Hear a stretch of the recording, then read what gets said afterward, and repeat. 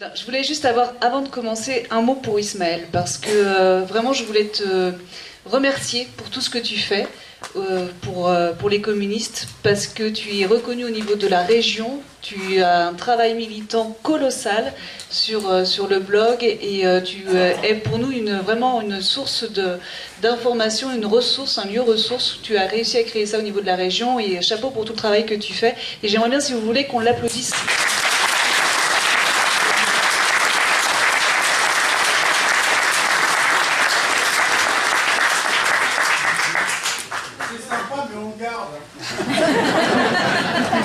J'ai essayé pourtant, c'est pas très loin, tu vois. Je voulais aussi vous remercier les camarades de la région qui ont pensé à proposer mon nom pour aller sur la liste de Yann Brossa. C'est vraiment un honneur. Je vais essayer d'être à la hauteur de cet enjeu pour réussir à fédérer les voix et faire élire nos camarades, parce que c'est essentiel pour l'avenir des Françaises et des Français et de l'humanité en général dans cette Europe qui est conduite par l'austérité et des enjeux économiques qui mettent l'humain en dernier lieu, quoi.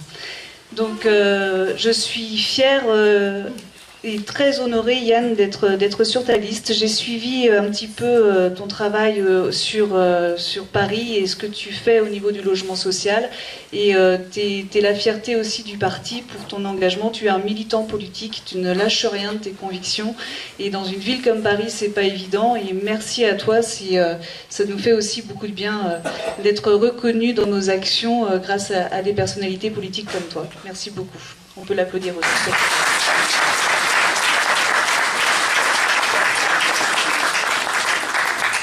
On a besoin aussi des fois de se rappeler tout ce qu'on fait, parce que ça fait beaucoup de plaisir. Voilà, alors Glenn, c'est notre petit jeune. C'est l'avenir du parti. Voilà. J'ai fait le trajet voiture avec lui, j'ai eu peur, j'ai freiné plein de fois. Je suis encore vivante, mais on est arrivé à l'heure. Bon, je vais vous parler un peu sans filet ce soir, hein. En même temps, les problématiques, on les connaît. Et ce qui m'importe surtout sur cette élection européenne, c'est vraiment qu'on se l'approprie et qu'on fasse le lien entre l'Europe et ce qui nous touche dans le quotidien. Parce que je pense que c'est quand on va réussir à faire ce lien entre l'Europe et ce qui nous touche dans notre quotidien qu'on va réussir à fédérer les électeurs, parce que le risque, c'est effectivement l'abstention sur ces prochaines élections. On le voit bien dans les sondages. Pour beaucoup de gens, l'Europe c'est loin, et pourtant l'Europe c'est tellement près de nous, et on ne s'en rend pas forcément compte. Alors c'est tellement près de nous. Moi je sors là d'une session budgétaire du conseil départemental des Côtes-d'Armor lundi et mardi. La présentation commence comme ça sur le budget. Baisse des dotations de l'État, on le sait, 13 milliards. Sous Macron, c'était 11 milliards sous Hollande, en direction des collectivités territoriales. Sauf que Macron a une manière plus sournoise de faire cette baisse, c'est-à-dire qu'il fait un contrat avec les collectivités départementales et demande de ne pas dépasser 1,2% de leurs dépenses de financement chaque année. Elles ne doivent pas évoluer de plus de 1,2%. Si elles dépassent, alors il y a une sanction de l'État et des dotations à la baisse. Eh bien, c'est la même stratégie avec l'Europe. L'Europe fait pareil avec les États membres. C'est-à-dire que les États membres de l'Europe ne doivent pas dépasser 3% de leur déficit du PIB, auquel cas ils ont une sanction budgétaire qui leur incombe par cette Europe ultralibérale. Et donc, on parlait tout de suite des mouvements des Gilets jaunes. Et alors, vous savez que Macron a présenté quelques mesures pour faire augmenter le pouvoir d'achat. Et donc, qu'est-ce qui se passe? Ils sont en train de mettre en concurrence, en opposition, en fait, les différentes revendications. C'est-à-dire que selon les mesures qu'il a prises, il se rapprocherait à presque 3% du déficit autorisé. Et donc, il dit, par la voix d'Agnès Buzyn, eh bien, puisque c'est ça, on va peut-être pas pouvoir aider les personnes âgées parce qu'on n'aura plus les moyens de mettre du financement sur les personnes âgées. Et puis on va peut-être revoir aussi notre participation, l'organisation de la sécurité sociale, parce que là aussi ça va être compliqué de tout faire. Donc on est en train de mettre en opposition les revendications. C'est une façon de se diviser pour mieux régner, hein, on connaît bien cette pratique-là.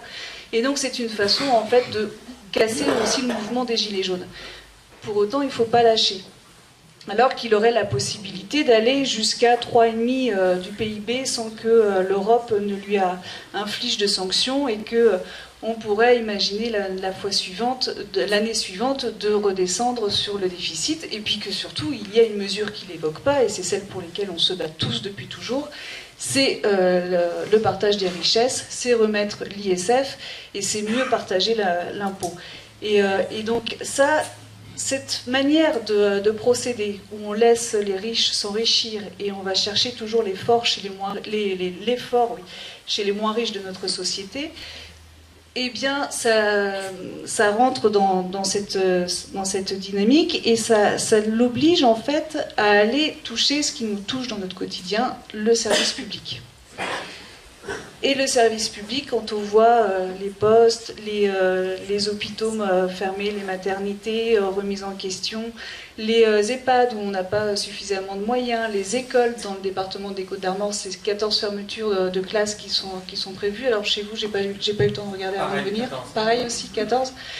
Donc tout ça participe en fait à ce que l'Europe veut, et veut faire imposer aussi à ses États membres. C'est-à-dire qu'il y a deux niveaux qui se jouent. Il y a la volonté de l'État avec son gouvernement, la politique qu'il souhaite mener, mais il y a aussi l'Europe à l'échelon au-dessus qui fait pression sur les États pour qu'ils mènent cette politique-là. Et donc Macron s'inscrit pleinement dans la volonté de l'Europe. Il n'est pas là comme rempart. Nous, ce qu'on veut, c'est un État rempart des politiques d'austérité menées par l'Europe. Et comme ce n'est pas le cas, ça renforce tout ce système qui est en train de se mettre en place. Donc qu'est-ce qu'il faut qu'on fasse? Il faut qu'on soit fort dans cette Europe pour pouvoir annuler tous les traités qui font qu'on en est là aujourd'hui, notamment le traité de Maastricht.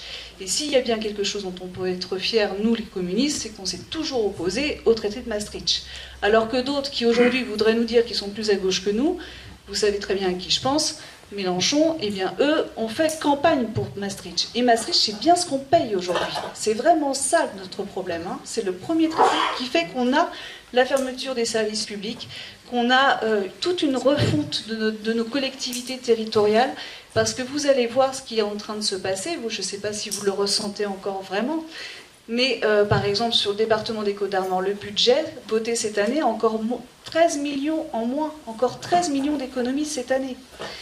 Ça se traduit comment? 3 millions en moins sur le fonctionnement, ce sont autant de fonctionnaires en moins à rendre service à la population. Ce sont autant de services qui se retrouvent dégradés et des personnes qui se retrouvent plus isolées et qui n'ont pas cette possibilité d'être aidées dans leur quotidien.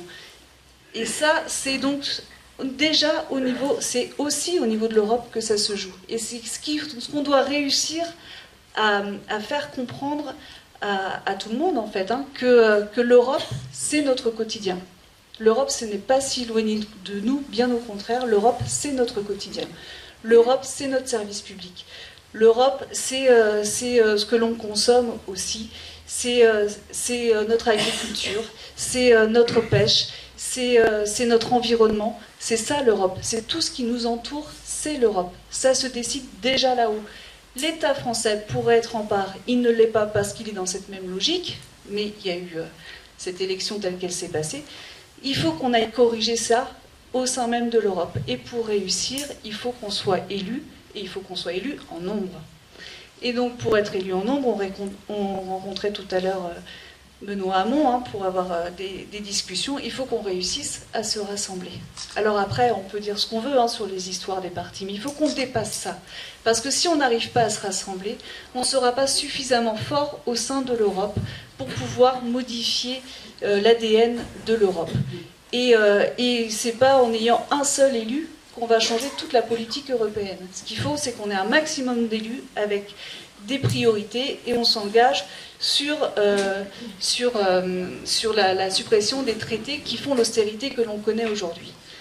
Il faut réussir à aller vers là et j'espère qu'on va réussir à aller vers là.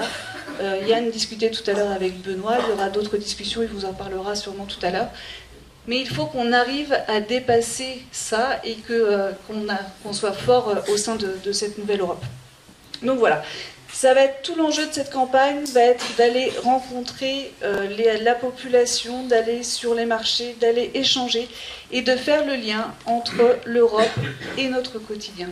L'agriculture, enfin, Vous savez aussi comme moi que l'agriculture c'est très compliqué au sein de l'Europe parce qu'on n'a pas les mêmes règles d'un pays à l'autre, ce qui fait que nous, on a des exigences au niveau des normes qu'on ne va pas retrouver dans les autres pays. Donc on va aller favoriser l'importation parce que ça va coûter moins cher. C'est pas normal alors qu'on sait produire chez nous. Donc il y a tout ça à réussir à réformer au sein même de cette Europe. C'est un travail colossal, mais c'est possible. C'est possible si on arrive à se faire élire et à se rassembler et qu'on fasse barrière au fascisme. Il n'est pas question que ce soit un duel entre Macron et l'extrême droite. C'est impossible d'imaginer ça. C'est impossible. Donc il faut qu'on réussisse à inverser ça parce que aujourd'hui la paix est remise en question au sein même de cette Europe. Vous voyez comme moi ce qui se passe avec la Pologne, l'Italie, le Brésil. Il faut faire très très attention à ce qui est en train de se jouer en ce moment dans le monde. Et nos parlementaires européens font un travail colossal pour favoriser la paix et faire respecter les droits humains. Donc voilà, je ne vais pas vous... C'est parce que c'est Yann surtout qu'on a envie d'écouter ce soir. Mais voilà, si un petit peu des petits éléments qu'il faut... Et puis Glenn aussi surtout. Pardon Glenn. Et puis surtout Glenn qui va nous parler de ce qu'il connaît et ce qui est son quotidien aussi. Mais voilà, je voulais simplement vous interpeller sur le fait que l'Europe, c'est l'organisation de notre démocratie, collectivité territoriale, et l'organisation de nos services publics. C'est notre quotidien et tout ce qui touche notre environnement, l'agriculture, la pêche, on en a parlé tout à l'heure. Je vous remercie de votre attention.